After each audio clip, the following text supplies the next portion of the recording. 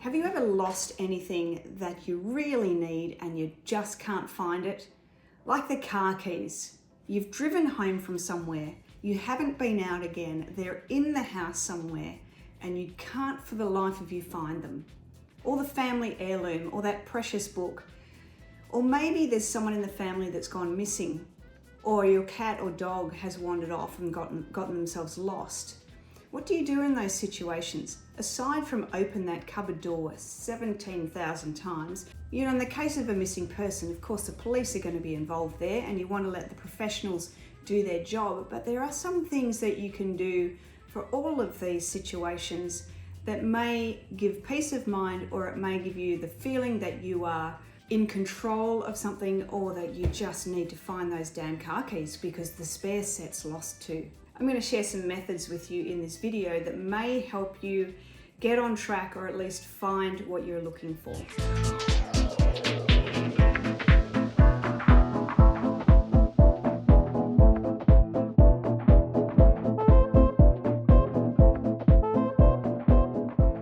Thanks for joining me, everyone. Rommie Bueller, Intuitive Investigator here.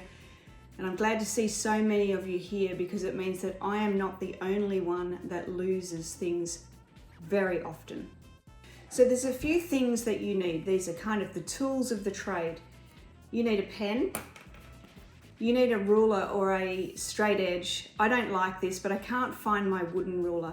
Some people find that having numbers and writing on rulers too can switch you out of your intuitive space.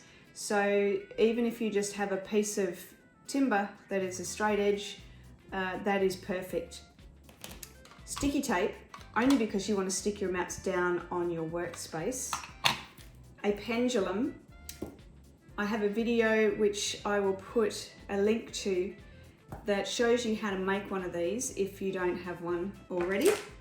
A set of dowsing rods. I also have a video how to make these, because these are literally wire coat hangers straight out of my wardrobe. You don't need to spend money on these things. So, and of course you need your maps or your diagram of your house if you're looking for your missing car keys and you know they are in the house. The other thing you'll need is a piece of paper with a vertical line on it. The other thing that you'll want to do, and you can Google this, I'm not going to go through it in the video, is you need to have a way to get a yes/no answer. So if you have your pendulum attuned, my yes is straight up and down and my no is across. It's like I'm nodding yes, or I'm shaking my head no. That is the direction of my pendulum.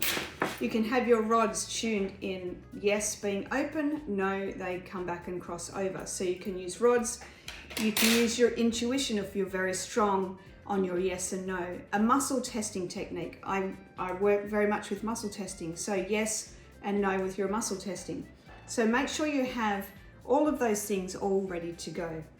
There is something else that you need to think about.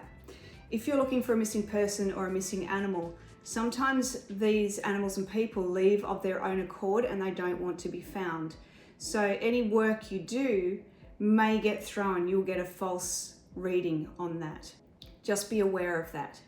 We need to kind of set ourselves up. We don't just kind of barrel on in all stressed and upset, and we sit down and there's noise going on everywhere and there's animals walking in and out and people yelling, and do this work, because that state of mind will also give you a false reading.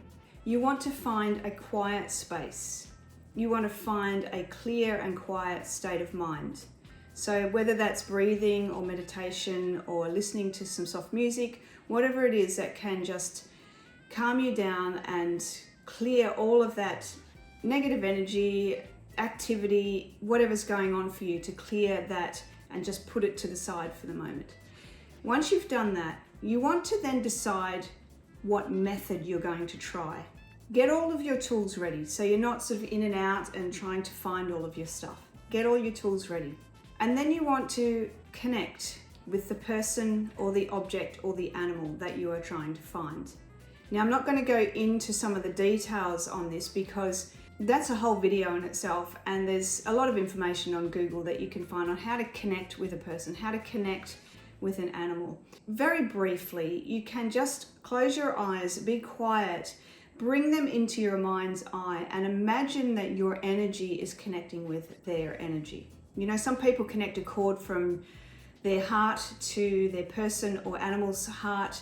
You may have your car keys, you bring them in your mind's eye and just imagine the energy of yourself and your car keys hooking up, like you're trying to tune into a radio station. You know, have your antennas go out and connect into that 99.8 FM radio station where your car keys are. And then you're just going to do the process. Another hot tip here, well, I'm going to have this map facing upwards, like north, south. Some people, just to help stay in that intuitive space, will turn their map upside down. Some people even turn it over altogether, so the map's not even showing. So you can try all of those ways. What you're going to need first up is a map to actually work with. How do you get that map? I'm assuming that you know the last location of the person or animal that's missing. And if the person is missing, the police will be onto that. So if they're flying interstate or overseas, the police will have a handle on all of those manifests. So, you know, let them do their job. Don't interfere with that. But if they're local, if nothing's happening, even if this is an old case, you know, if someone went missing 20 years ago and you want to do some work on this, the energy of that person is still available. And an animal, of course, you can connect in with them. But you need a starting point. So you know their last known location. So bring up a map and broaden it out. And you might even want to do your entire country so you can then narrow it down. Now, what you want to ask with your yes and no method, you want to ask, firstly, if it's okay to actually do some map work on them or dowse for them.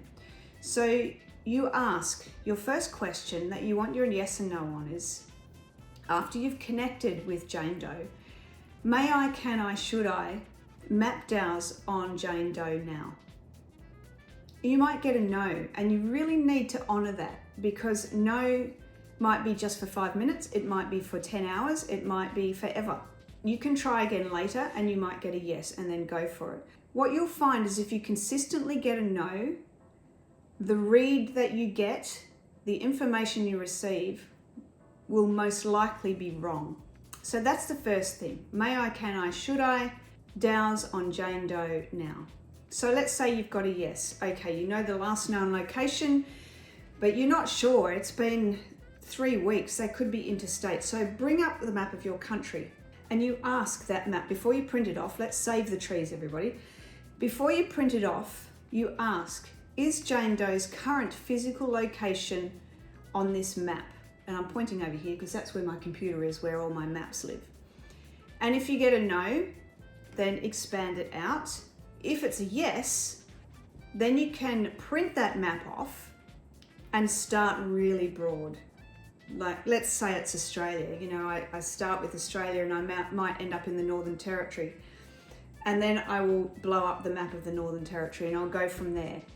But if you have some intel where, you know, your cat's been seen a few times around the area, you might just narrow it down a little bit closer to home. So you want to get to a point where you're now printing off the map, and that's where we're at now. I've printed off the map, I've stuck it down to the desk, I have my vertical line right next to me, and I firstly want to show you what I'm doing with that vertical line because it may be a little bit out of eyesight. All right, so what I'm doing here is I'm going to, with my ruler, I'm going to slide across and down and get a cross point for Jane Doe. What I'm going to be looking at, and this is going to be over here, but what I'm going to be looking at is my eyes are going to be focused on the pendulum swinging straight up and down on my yes. If it's swinging a little to the left, I'm not quite there yet. Or if it's swinging to the right, I've gone too far. So this is what's happening over here, even though you can't see it so well. This is my map of where Jane Doe is currently located, and she's okay to be found. So I use my left hand, my non-dominant hand, to work with, and I just start, my eyesight is over here, okay? So I'm not looking at this map at all. I'm looking over at my pendulum swinging, and I'm waiting for it to go, yep, here we go. We're going straight up and down here. bearing in mind I'm actually making this up, so don't take it too seriously. There is no Jane Doe that I'm looking for. So we just rule a line across there, and then we go the other direction.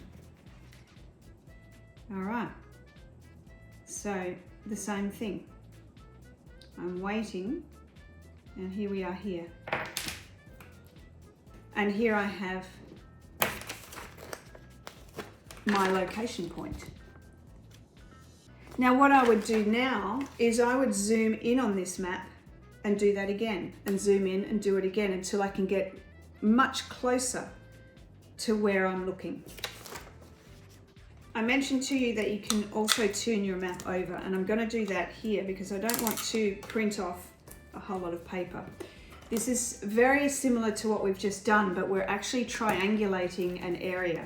We can just come across at any point. I'm just coming left to right on an angle here and waiting for my pendulum to swing vertically. That's our first, and then I'm going to come straight down, and there's our second line, and then I'm going to come across. You can turn your paper if you want to do it that way, that's fine too. So that's a triangulation. So in this area is where we're looking, and I would blow that up and look in there. My third method, all you need is your map and your ruler. The intention is to feel like your ruler is running over a little grain of sand or a little lump. I don't necessarily like this one, but it works for some people, so I'm just putting it here. Make sure your desk is really clean, because if you do actually have a grain of sand on your desk and you're laying your map over the top, that is going to give you a false read. So what you're doing, in the same way that we've just been working the ruler, is you're just going to lightly run it down and across the map. Now you want to tune into those feeling sensors, so you might even close your eyes, and you're just lightly running your ruler down until you feel that grain of sand. And then you come across, oh, and we've come up quick, and there it is. So the same way, so you've got your cross point for your grain of sand. Along exactly the same lines as that, you might find actually, rather than running over a little lump, that it's like your ruler has a braking system, because it actually just gets really hard to move, like it's locked onto the map and it just stops. In which case you would rule your line and you'd come across the other way, and it's starting to be hard to move here. So I would run my cross point line down there. The next method, I liked it a couple of times and then I just kind of got lost with it. It is the blink method, and you're using a ruler and your eyes as your tool. So what you're trying to do is not blink, intentionally not blink. But when you do blink, that is your target line. Sometimes for people that blink a lot, like I blink a lot, I know I blink a lot, this can be quite a difficult thing, because when you try and not blink, your eyes sting and your eyes water, and you're so much in your head and you're not really connected with what you're doing, and the intuition kind of falls over a little bit. So play around with it and see how you go. So you slide your ruler down, and there I blinked. And then you rule your line, and then you come across, and you don't even have to look at the map. You can just look out. And there I've gone again. Get your cross point, zoom it in, and keep going from there. Another method that you can use with the blinking is to have your map where you're just running your eyes back and forth across your map. And when you blink, you lock in on that area. So what you find is that you're not moving your head back and forth, you're literally just moving your eyes back and forth, and they'll blink, but you'll consciously know what area, you'll see on your map what area you blinked over the top of. Our next method, we need our pendulum, and this one has been a little hit and miss for me. I like it, but it hasn't been super accurate. I always start with anything I do here. I always start in the bottom center of my map. I don't know why. Doesn't mean you can't start at the top or to the sides. I just have a habit of starting here because it feels good. The intention here is for the pendulum to swing in the direction of Jane Doe or the target and to swing when it hits.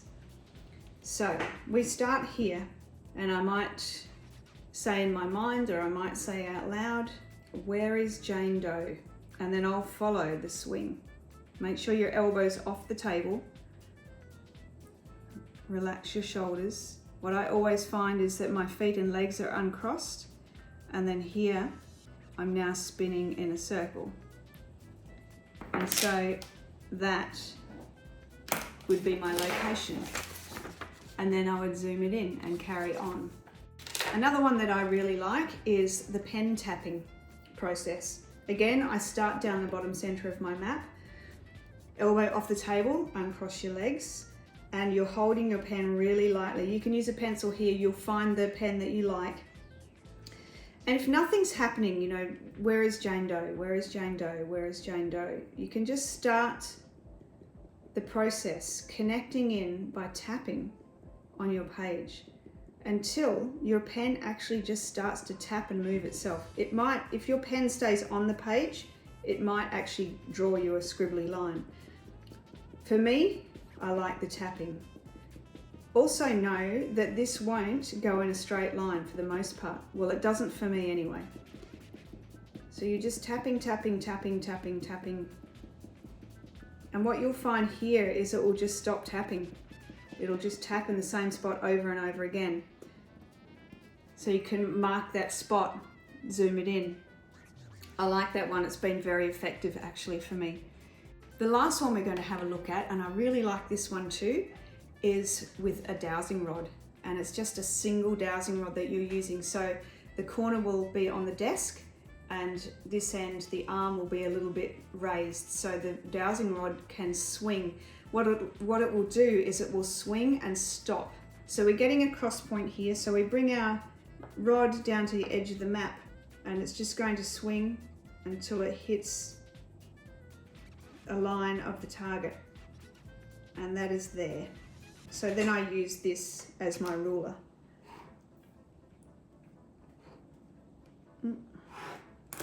Draw my line, and then I will turn my map, stick it back down, and then bring the arm back down. We are looking for Jane Doe here. And it stops. And there you go with a cross point. That is the last method that I'm sharing with you for the map dowsing today. The next one, and lastly, I want to help find something that's missing inside your house, or in your office, or in a building, or in your car, or something like that. So I have drawn a really bad diagram of a house. It's a single-story house, and my car keys are lost in here somewhere. The first thing, if you are across more than one story, then use your yes, no method to find out what floor are the car keys. And if it says it's on level 1, then just go straight to level 1. Okay, so I'm just going to use two of the methods that I've already shown you with the map for here. The first one will be with my pen, and the second one will be with my pendulum. Again, I'm starting bottom center here with my pen, and I'm looking for the car keys, and I just want to be shown where in the house are the car keys. And I just wait, the same as I did before. It'll just tap across until it stops and it bounces in the one spot. Okay, the car keys are in the kitchen currently. What I might do is I might make that whole paper, if I've got a really busy kitchen and I've got cupboards and drawers and pots and, you know, little boxes and things, I might make that whole piece of paper the kitchen and draw that out and try and find where in the kitchen it is.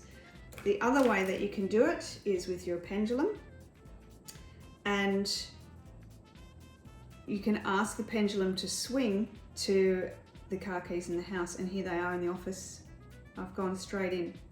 And the same thing with the other method is that I might draw that whole piece of paper as the office especially my office. There's a lot of stuff going on in here.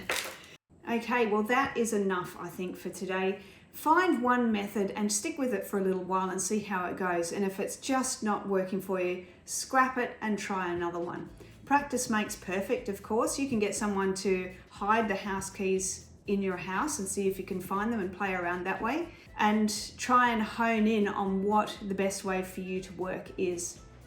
Hopefully you'll never have to use any of these methods to find your objects, your people, or your animals. Thanks for watching, everyone. Don't forget, sign up to the YouTube channel so you can hear more hot tips and tricks from me. Keep practicing, have fun with it, and good luck.